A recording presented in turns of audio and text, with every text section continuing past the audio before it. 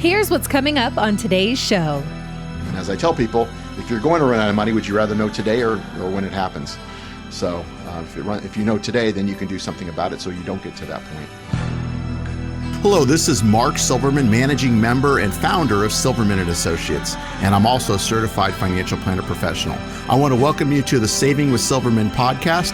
I'm glad you're here. Each week, we'll discuss different financial planning topics because making smarter choices about your money impacts the quality of your life.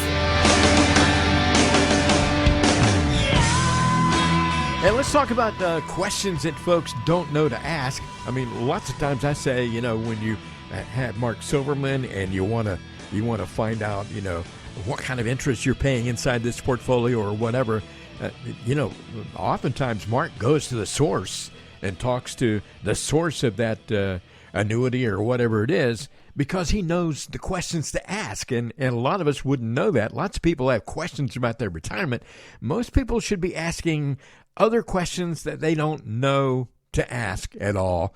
And one thing is, how much are my tax-deferred savings going to cost me in taxes? That is extremely important, and Mark can tell you all about it. It's a great question, and we can give you some projections, but ideally we don't even know because, again, we don't even know what taxes are from one year to the next. What I can tell you is, and it doesn't matter who wins the election, taxes have to go up with the amount of money that we're spending and giving away and everything else. So if you're one of the few people that I don't know who thinks that taxes are going to go down, then, good for you. But pretty much everybody that I talk to realizes that taxes have to go up, and they'll continue to go up. They could go up more than or less, but they're going to go up at some point. So if you do have money in a tax-deferred account, which is like a traditional IRA, TSP, 401k, 403b, etc., when you take that money out, you are going to pay ordinary income taxes, and that's going to depend on what your income is that year and what the tax rates are that year. So don't see any way to get around it with the way our government has been spending money in recent years. There's no way. I mean, I don't even know how the debt's ever going to get paid off. It's not going to happen in our lifetime, and I doubt even my daughter's lifetime at this point. Mm-hmm. Another question that you might not necessarily know to ask: how much can I withdraw from my savings every year? A lot of people don't know the answer to that question. It's a good question. It depends on what kind of growth rate you're getting on your money. There's a 4% rule, which says you can take out 4% a year, then you'll never run out of money. That number's been adjusted up or down. I think it really depends on what your life expectancy and when you start drawing on it. I mean, if you're starting to draw in your 80s and you're living to your 90, that number could be higher. But if you're starting at your 60s and you're going to live to your 90s, depending on what the markets do, that sort of thing, that number could change. So everybody's number is specific.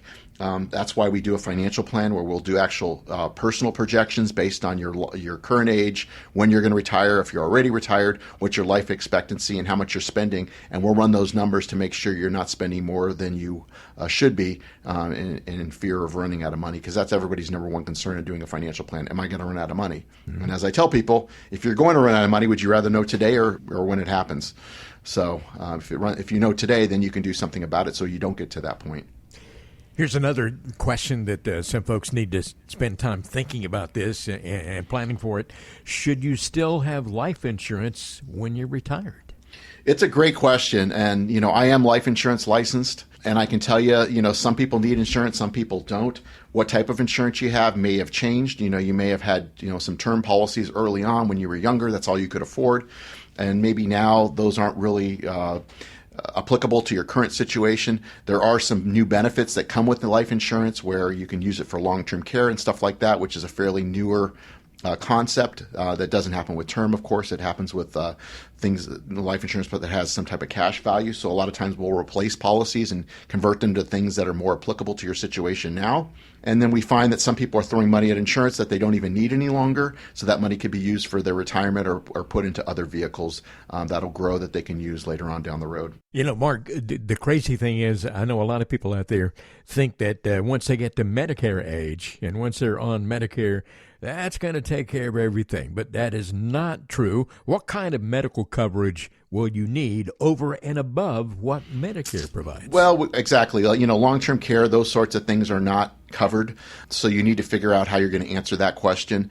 Do you buy a traditional long-term care policy? They're expensive. It's use it or lose it. I'm not a huge fan of those. But like I said, there are some life insurance policies that do offer long-term care. I think that's a better way of doing it because it gives you some options down the road, and it's not use it or lose it. If you don't need long-term care, that benefit will be paid out to somebody that you care about. So there's some different ways of handling it, or if you decide to self-insure, that's another option as well. But at least you know what those costs are and what those kind of things look like. And so it's just understanding, Medicare is great. When you hit 65, that's what most people opt for.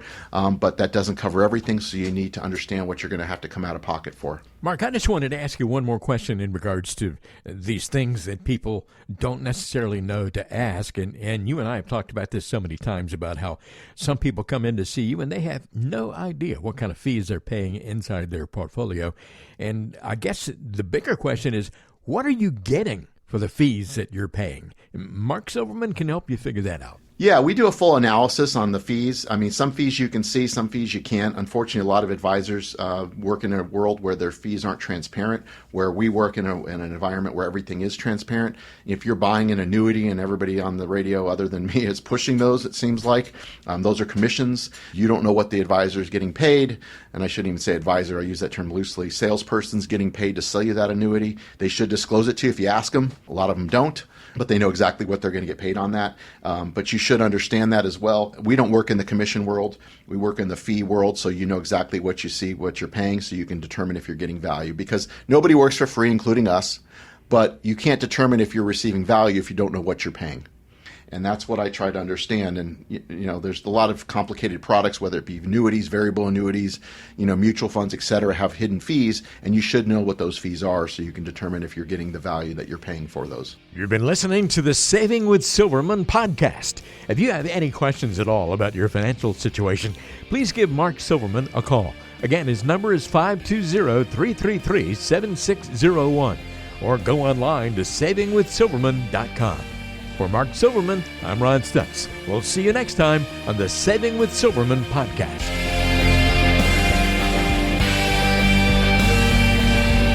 The Saving with Silverman podcast is brought to you by Silverman & Associates Wealth Management, LLC, based in Tucson, Arizona. The show is available on Apple Podcasts, Spotify, Google Podcasts, and everywhere you listen to shows. Subscribe to the show on your favorite app today and never miss an episode. Just search for Saving with Silverman to find us, or visit savingwithsilverman.com to listen to past episodes, to contact Mark, and to learn more about how to make smarter decisions with your money. Did you know that Mark Silverman also has a radio show? Tune in to Saving with Silverman Saturdays and Sundays at 3 p.m. on AM 790 KNST.